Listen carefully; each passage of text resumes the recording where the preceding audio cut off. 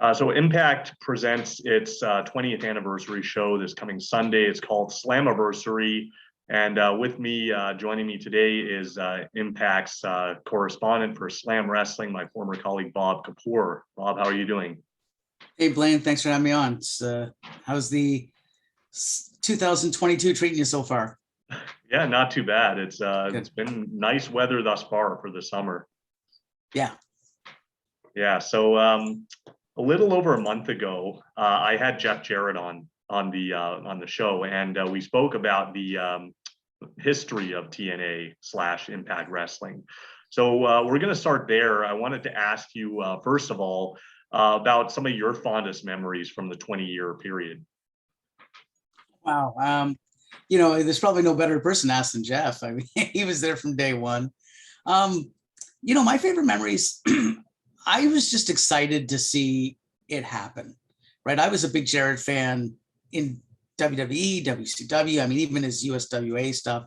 So it was funny because a lot of the pundits, so-called, pundits or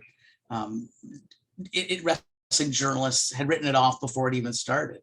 And for some reason, I just thought, that Jeff, whatever could happen, he could make it happen. I thought he had a pretty good team in place. So I was actually one of the people who was thinking, optimistically. I didn't realize that, I was thinking about it the other day.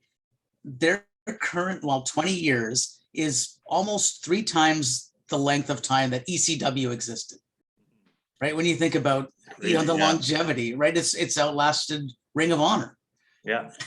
So it's pretty remarkable what they've done.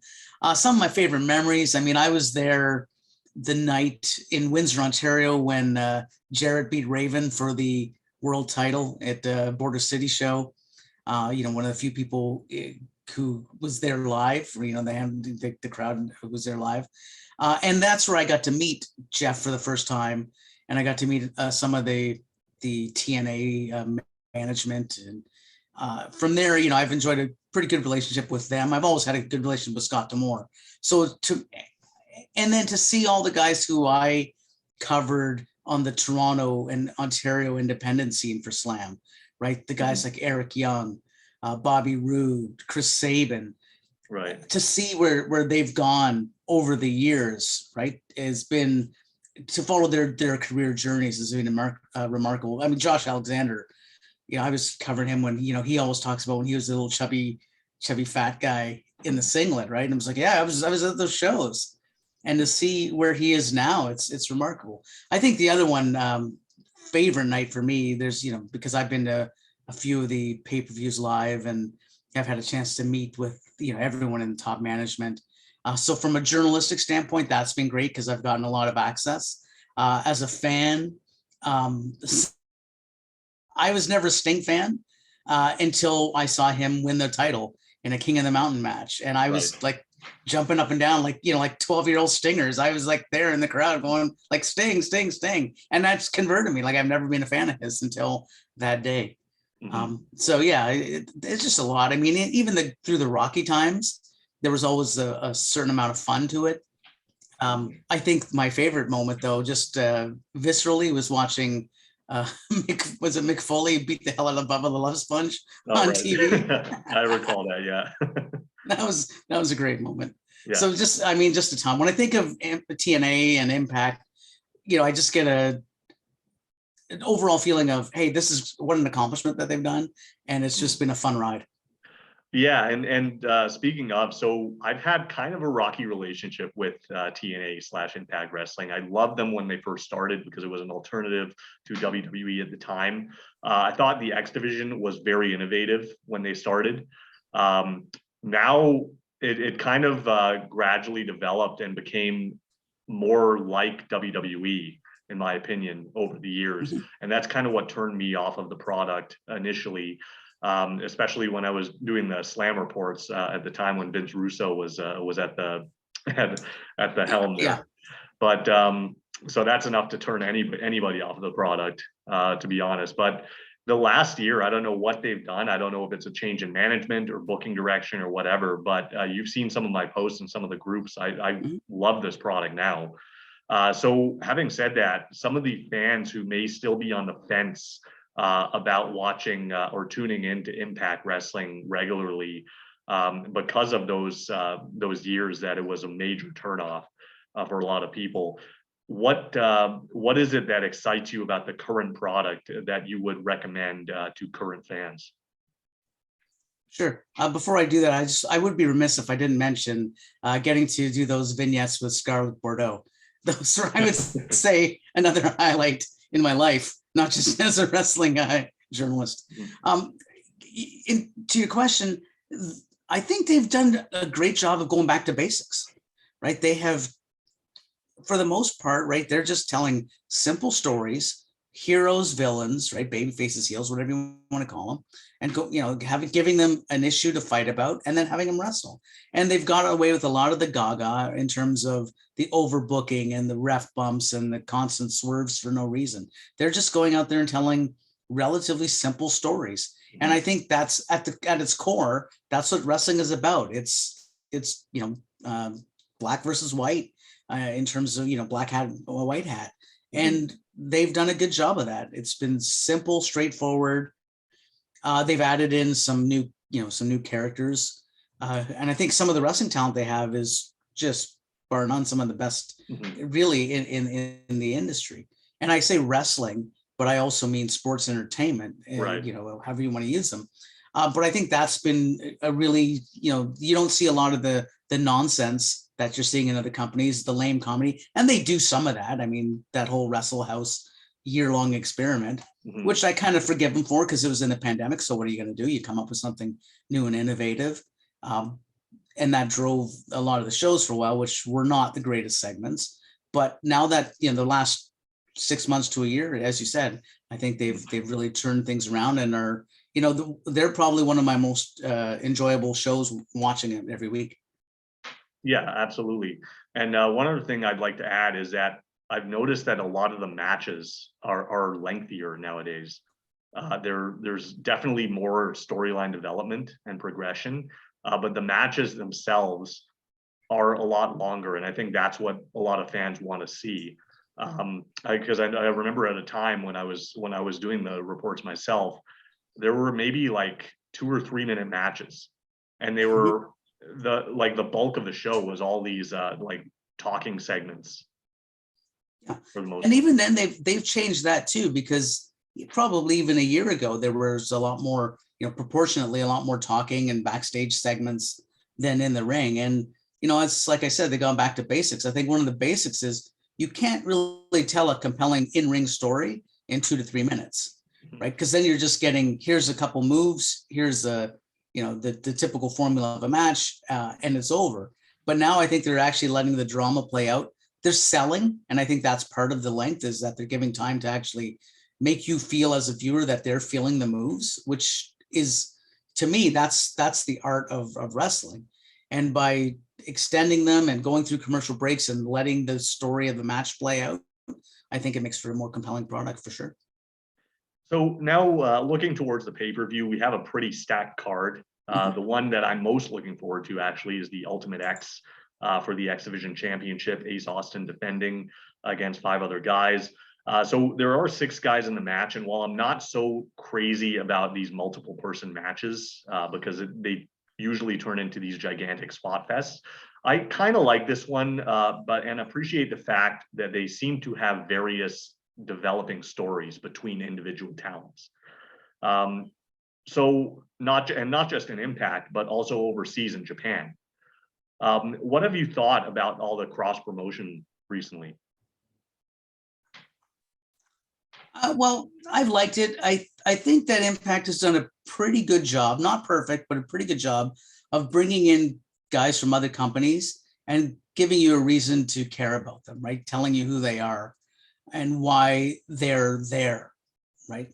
And I think that's where, like, I'll take AEW, for example, where they brought in some guys and all of a sudden they just appear on TV and they're in either a main event match or in a high profile match and say, who is this person? Like, I've never seen them before.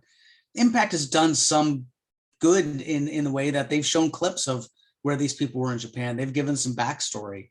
So some of the Bullet Club stuff that they've done, and I'm not a huge fan of all of that, but Mm. at least I understand, okay, why these people are fighting, right? They showed a clip of just recently of Ace Austin, who's the X Division champ, joining the Bullet Club. Okay, so now that gives me context for what's going to happen when he's back in North America and in this match defending, right? So if there's a Bullet Club interference, I understand why. Or if he's feuding with someone who interferes or who beats him, who's again a rival of his in Japan, I kind of have that understanding now. Mm-hmm. I will say the opposite. When they brought in Suzuki and a few of the others, and again they kind of dropped them in there, Right. and like a helicopter talent, and all of a sudden I'm supposed to care. I'm like, well, I don't. But here I think they've done, at least with Austin for sure, they've done a pretty good job, and throughout this card. Right. And I like the fact that they had been advancing this match and progressing the story, even though that he was overseas in Japan for the Best of Super Juniors tournament. Yeah. So there were a few qualifiers actually on Impact, but I have to ask, what have you thought about the inconsistency where you get guys who are new to the promotion, like Jack Evans or an Alex Zane, that do not have to qualify? Yeah, I like consistency. I think it's, even as a viewer, I want to see that sense of fairness that you have to earn your way in. So getting dropped in there, not my favorite thing.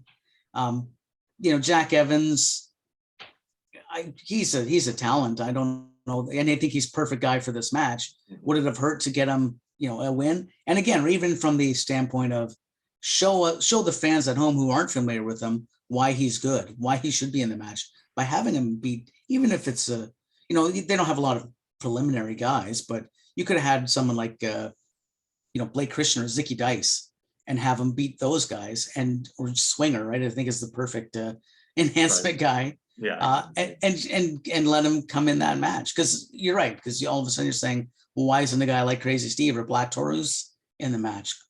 Cause you know who they are, but it is what it is, right? Right. I think in this kind of match, Ultimate X match, when you're looking for a spot fest to some degree, it could be a matter of timing. It could be a matter of where were they before. Don't forget that these shows are taped a month in advance, right? Leading up to the pay-per-view. So he might have still been with AEW at the time. He might not have been in North America. So it's just played out this way. And, they might have signed the deal. They might not have had anyone. They signed the deal with him after the tapings were done. So they announced it, the day of or the week of. So. Yeah. And one thing that was at least they kind of justified the Alex Zane participation in the match with the angle they did in New Japan. Yeah. And I appreciate the fact that they actually showed the clip as well. But with Jack Evans, I remember several years ago, there was a Destination X show where he was competing for a TNA contract at the time, right, with 3 other guys. So they own the footage. It boggles my mind why they didn't show a clip of that. Yeah. Again, not perfect, but at least he does have some history. If they would have brought in someone who had never worked for the company before, I think I'd have a little more umbrage if they had done it that way. At least Evans, he's, for longtime viewers, they know who he is. Right. So who do you think will be walking away with the belt here? I like Austin as champion. I think, again, the Bullet Club membership might be the difference maker. I would love to see Kenny King win, just because I think Honor No More as a faction probably needs a championship to really further that storyline. So I think Kenny King should win it. And then there's another multiple person match on the women's side. It'll be the first knockout Queen of the Mountain match. And much like the men's match, it seems like every person has a story attached to them. So firstly, what do you think of the whole King of the Mountain / Queen of the Mountain concept? So I'd say this is I think it's a Russo brainchild, right? Because I don't know anyone else who could come up with such convoluted rules. It's over the top. It's excessive in terms of that. But again, I think you can tell a decent story if you have the right people in there. This match, I think you have some talented women in the match. Right. So I'm actually kind of looking forward to it. Even just the novelty of just seeing that type of match again, right? It's been a number of years. I don't know how many years for the King of the Mountain, but Right. it'll be interesting to see them dig out the old, shark cage and hanging the belt again. The concept of silly on paper. Hopefully, doesn't play out silly on screen. Mhm. And with Mickie James now being announced as the enforcer for the match, do you see that kind of playing into the finish? Maybe, but I think there's still that tension between her and Deonna Purrazzo, right? They had that Right. pretty good feud over the past few months for the Knockouts title. So I think that if it's going to play out, it's probably going to play out with Deonna, Right. maybe with Chelsea Green as well. And even So Tasha too. yeah. So I think there's some pretty good stories. I hope that doesn't become the overarching story, though. I'd rather let it be played out. Mickie can have a role, but I don't think she should be a difference maker. I don't like it when the referee or a guest is the main difference maker in a match. So there are 5 women in the knockout match, 6 cruiserweights in the X division, and they've also added a 10-man tag. So we've talked about this a little bit earlier. About a year ago, I'd have thought that this was Impact's entire roster in just these 3 matches. But speaking of the 10-man tag, do you think they should have announced the 2 participants for Team Impact, or do you agree with the element of, well, actually, before I get to that, they did actually just announce that Nick Aldis will be taking one of the spots.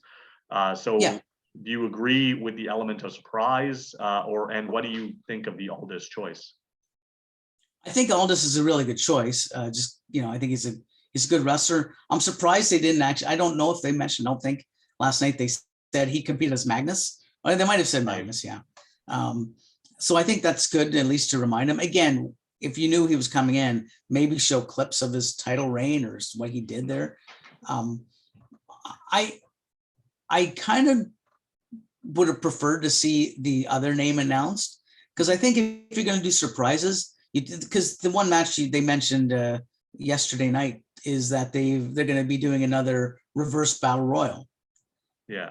And I think that's where you can bring in surprises and the TNA Impact legends for that one, and let this unless this is going to be a really significant person, then they should have disclosed it.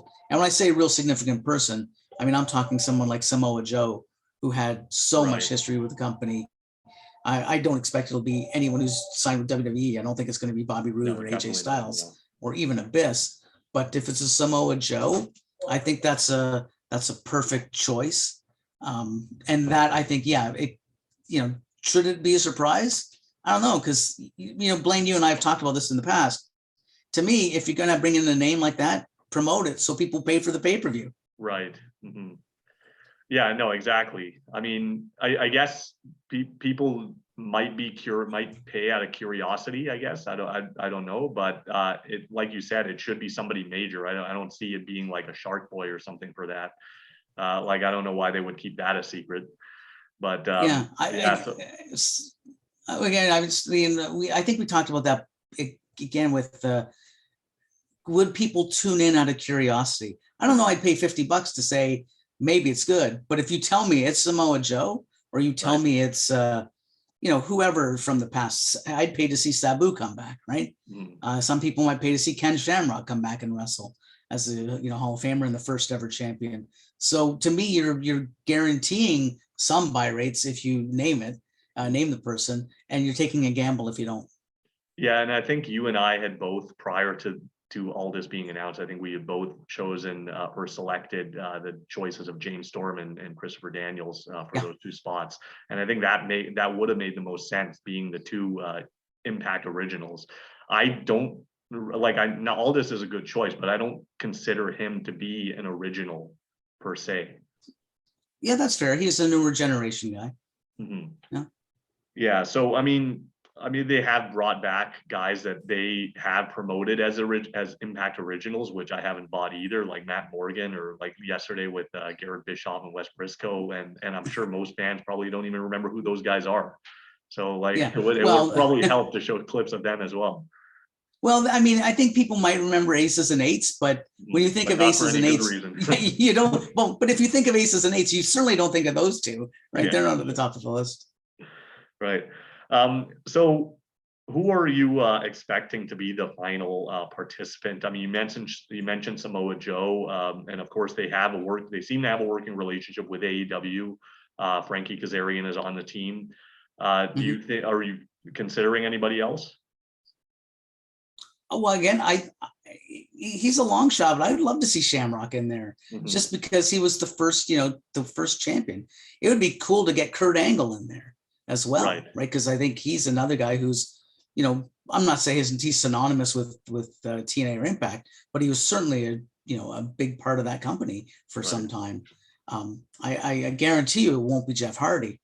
So now PCO is on this Honor No More team. Do you find it weird that they've kind of just distanced him from the rest of the group lately? Like he hasn't been involved in any of the brawls or anything like that, and he's just appearing in the graphic. Do you find that kind of odd? And also the fact that he's kind of been presented as a babyface now. I mean, he's such a unique guy. I think it's right because I don't know, like he tends to overshadow the rest of the group, especially in the matches, right? Because he's just, I mean, he's what, 50 something years old and he's still doing stuff that should not be done by anybody. So I think it's, and I think in the storyline, because Honor No More are ostensibly the heels in this program, putting him in there would take that away because of the cool factor of PCO. I think that could very well take away from the match. So I'm fine with it. It's probably at some point best to do a complete split from him, right, as you said. But is PCO, because PCO I think can probably sail off on his own and become a pretty big name and phenomenon on his own. I don't think he'll ever be world champion, but I think he's got a great spot whatever he does. Right, and then that match he had with Steve Macklin, I think it was last week, that was crazy. Like I'm not, and for anybody who's been reading my posts in the Facebook groups, I'm not a huge Steve Macklin fan. I don't see any there's no intrigue in this guy at all. But that was probably his best match ever. And you and I disagree on him because I love Macklin. I think what they've been doing is great. He's just an old-fashioned smash mouth guy, right? He's just I think of him. I'm not going to say he's up there with the Dick the Bruisers of old, but that's the kind of image I get from him and from his characters. Just to go out there and just brawl and fight, and I like him. And that match was that match was crazy. I've seen a lot of things, and I was just like, what is he doing? And that whatever happened with his shoulder, if that's just that was nasty, double jointed, or if that was legit popping on the shoulder, it was gross, and it was like it was so compelling. I couldn't take my eyes away from that entire match. It kind of like, I don't know if that was a legit injury or he can just do that voluntarily, like Mel Gibson in Lethal Weapon, but it looked gross. Yeah. So I mean, given the two teams here, which team do you think a victory would benefit the most? Yeah, I said, well, I predicted Kenny King to win the I think the Ultimate X match. I don't know that I don't know that Honor No More should win both matches. So I think if King wins the X division, then Honor No More should probably lose to Team Impact. And I think it makes sense given the whole storyline, like the 20th anniversary thing, that you have Team Impact get that win. Right. And I think it could go either way. As you said, Honor No More needs a big win, I think, to make the group the overall more threatening. But if they lose, I mean, I can see them teasing some kind of a breakup there as well. Oh, I don't think so. I think it's too early for that. I think you keep them as a faction strong. Yeah, exactly. Yeah. But if they're sticking around, then I think they should win. I mean, and beating Team Impact on the anniversary show just adds to their heat. Yeah, again, I think it's one or the other, right? If King doesn't win the title, then I think Honor No More should win this match. And then it's probably going to be beating one of the maybe the mystery entrant number 5. Do you see anybody turning on either side for perhaps Impact? I don't think so. I don't think so. I think that the way that they've done the storyline, right, the Motor City Machine Guns and Kazarian, Mhm. Aldis could turn, but if he's not going to be there long term, then what would be the point, Right. right? You only want to make a turn if there's going to be, if he gets his comeuppance later, and if Aldis is just a one shot, then it wouldn't make a lot of sense. I can kind of see one of the Guns or Kazarian turning just because they have the experience with ROH as well. Yeah, I think that's fair. I tend not to think of them anymore as a Ring of Honor people, but I suppose it's possible. Right. So the Knockouts tag belts will also be defended as the Influence defends against the team of Rosemary and Taya Valkyrie. Is it me, or does Impact not have a deep enough women's roster to have both singles and tag team belts? I don't think it's just you. I think that's fair, especially with the departure of the not the Iconics. They were the Inspiration. Yeah. I thought that they were a great, they were the anchor for the tag team division. And when they were there, it made infinite sense. Without them there, I don't think it makes as much sense. The rosters, I don't think it's strong enough to support because they're not dedicated tag teams, right? They're two singles people being thrown together temporarily. So I agree with you there. I don't think so. I don't think it's going away, but I'm not sure that it's necessary. Yeah, but I mean, given that, I mean, it kind of creates an equal playing field because they're both makeshift teams. Who do you expect to walk away with the belts here? Well, I think it's going to be Rosemary and Taya Valkyrie, and I think Johnny Bravo will be the difference maker in this one. And I just like to say that because I love Bravo and he needs his props. So the men's tag belts will also be defended as the Briscoes taking on the Good Brothers. I know you're not so much a fan of the Good Brothers, but you are a huge fan of the Briscoes. What did you think of the farm angle from a couple weeks ago? I thought it was weird. I mean, I loved to see the, that kind of thing happen from time to time where they go off, offset into a scene and do it that way. I thought it was backwards though, because the Good Brothers got over on the Briscoes at that place, and the Briscoes looked weak even in their home turf. They were the ones who got beaten down, and they needed three of them with weapons to chase away the bad guys. So I don't think it was done right. To me, if you're going to do that kind of scene or that kind of a segment, that should be a blow off and do a brawl, like kind of like the final deletion things, right? Do a cinematic match on the farm, and I think it could come off really well because the Briscoes did the one-on-one match right in the chicken farm for ROH a year and a half ago.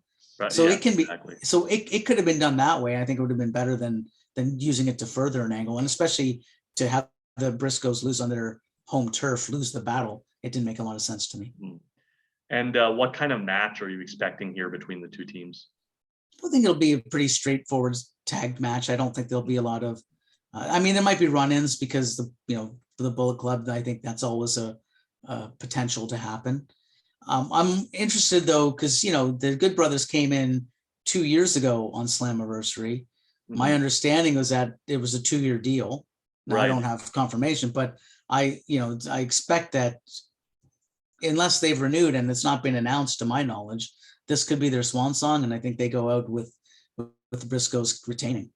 And I think I think that either way that should be the right ending, but it's a matter of if the Good Brothers stick around after that or not.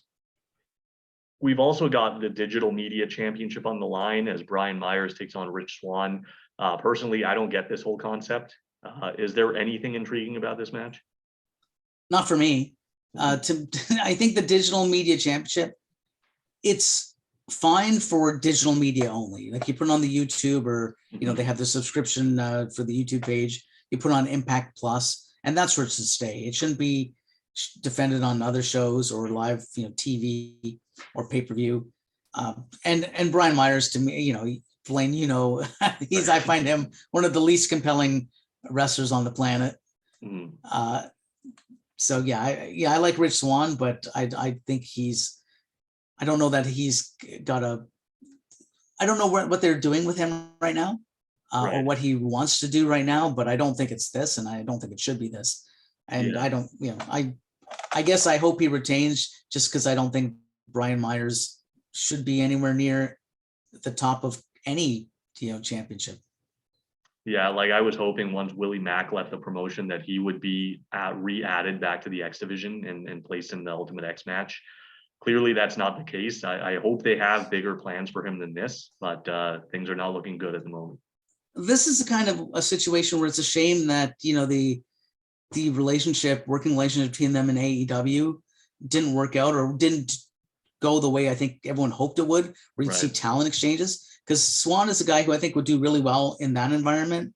They could freshen him up, do something different with him. And he comes back after a few months anew, refreshed anew. Don't forget, he was world champion like a year Yeah, ago, a year and a half ago. And now he's competing against Brian Myers for not even a secondary, tertiary singles title.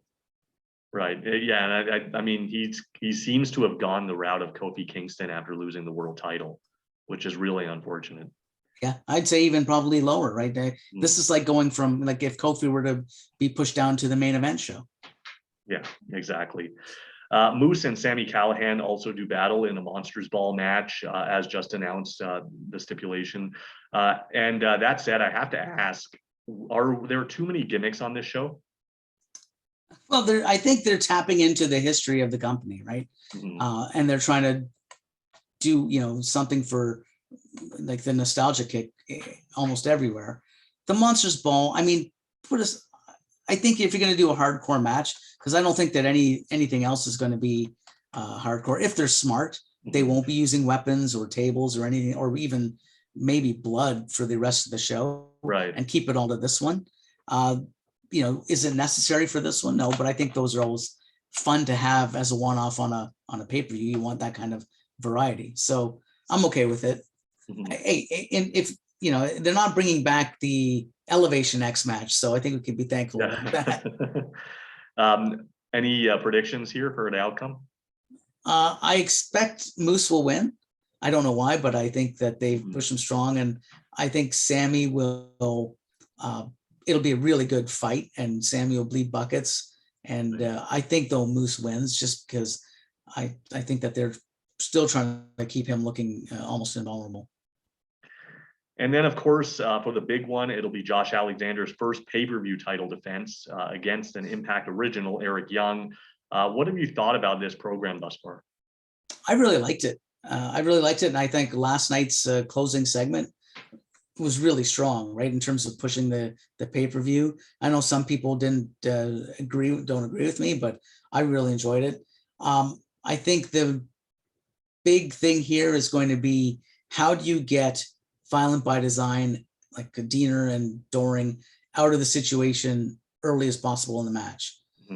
Because if they're involved throughout and too much, then I think it diminishes the intrigue of the match. And I think it diminishes, frankly, the title if Young is relying on them. So I'm expecting that they'll be either ejected from ringside very early or taken out early and just let it go one-on-one. I think that's going to be best, given these two guys, what they can do if just left unimpeded by nonsense, and just let them go in the ring. This should be a really, really good match.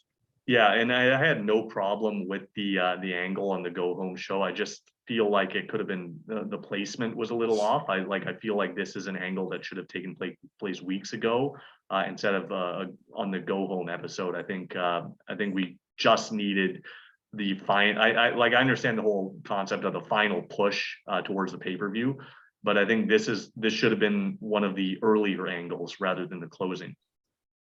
Well, I think though you need to end on a high, and I think a violent note, right? Because if you do that 3 weeks ago, you might peak too soon. And then what do you do for 2 weeks or 3 weeks to keep intrigue? Like, what could they have done last night? Because if you go from that, sort of the violent image of, Josh lying there with a bloody forehead, almost knocked out. And then yesterday night was just a normal contract signing with the table flipping and a little brawl. To me, it loses, the pardon upon the impact. I always like to go off and let the last thing before the pay-per-view be the biggest thing. Yeah, for sure. So what are you expecting a title change here? I think so. I mean, if I was, okay, I think it's too early, but if I was booking it, so I'm going to tap into some Russo nostalgia too.